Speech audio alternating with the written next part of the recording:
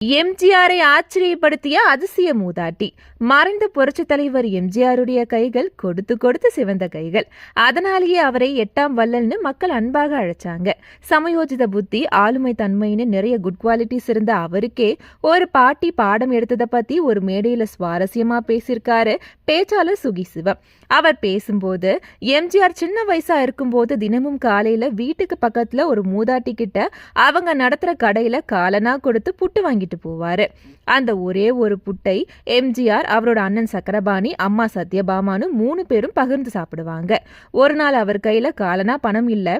ஆனா அம்மா பசியா இருக்கிறதால வேதனைப்பட்ட எம்ஜிஆர் அந்த மூதாட்டி கடைக்கு பக்கத்துல போறதும், தயங்கி ரிட்டர்ன் போறதும், மறுபடியும் கடைக்கு போறதும் ரிட்டர்ன் வரதுமா இருந்தாரு. இதை பார்த்த மூதாட்டி, டேய் ராமச்சந்திரா, இங்க வான்னு கூப்பிட்டாங்க. என்ன விஷயம்னு கேட்க அவரும் சொல்ல, நான் உன்கிட்ட பணம் கேட்டனா இதை கொண்டு போன்னு ஒரு புட்டு எடுத்து கொடுத்துட்டாங்க.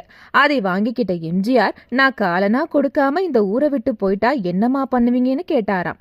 உடனே அந்த பாட்டி, நீ காலனா திருப்பி கொடுத்தா அதை வியாபார கணக்குல எழுதுவேன், நீ கொடுக்கலனா அதை புண்ணிய கணக்குல எழுதுவேன்னு போடா அப்படின்னு சொல்லி சிரிச்சாங்களாம்.